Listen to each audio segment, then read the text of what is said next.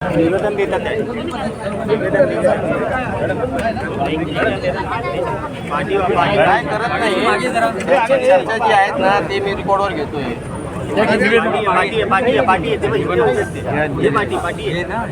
Sir पाठी तोंडी सांगतील तुमचे तोंडी निवेदन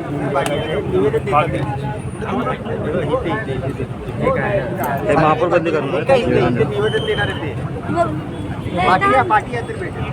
मग यांना बाजूला पुढे जे उभे आहेत ना त्यांना थोडंसं थोडी मागे ना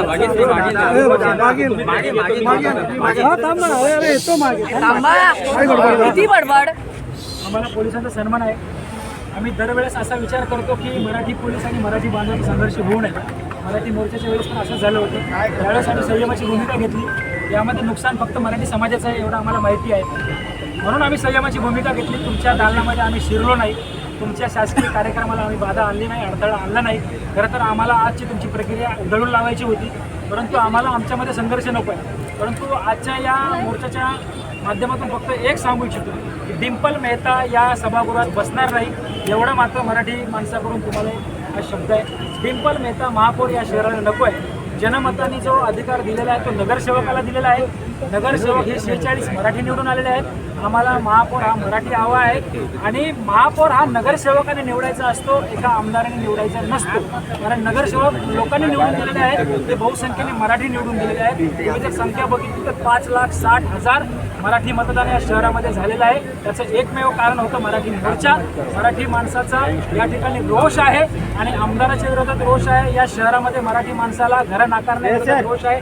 या शहरामध्ये मांस मच्छी मटण खाऊ नये म्हणून जे वाद निर्माण केले जातात त्याचा रोष आहे. म्हणून आपण एक अतिरिक्त आयुक्त प्रशासकीय अधिकारी म्हणून आपल्याला एक विनंती आहे. या महापालिकेमध्ये येणाऱ्या काळामध्ये आपल्याला संघर्ष पाहायला मिळेल.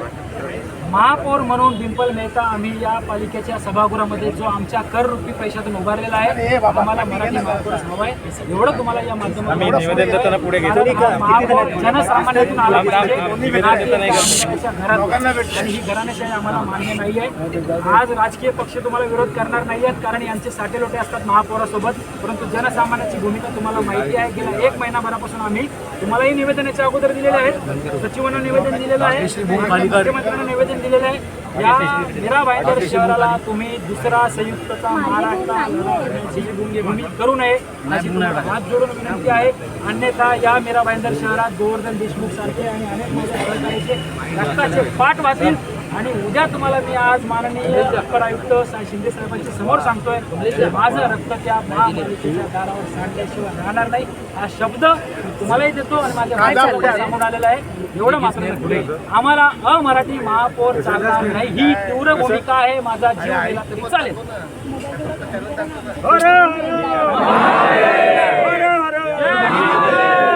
छत्रपती शिवाजी महाराजांचा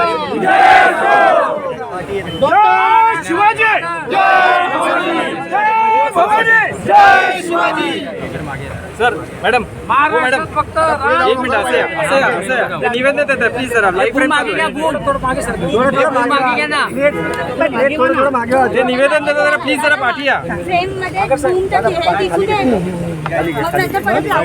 बोलू नका. ठीक आहे, ऐकतोय काय होतं हे सुधीर पुढे भूम मागे घ्या ना, त्याला बोल ना.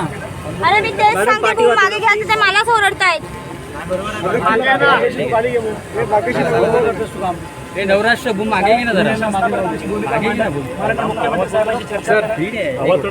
माझा मृत्यू या भूमीमध्ये झाला नाही पाहिजे याची काळजी. बाहेरून येऊन आम्हाला आमच्या दादागिरी करता का? रक्त संयुक्त महाराष्ट्राला सोडलं नाही पाहिजे एवढीच आमची विनंती आहे. प्रायव्हेट लिमिटेड कंपनी सारखं तेवढं तुम्हाला प्रामाणिक सर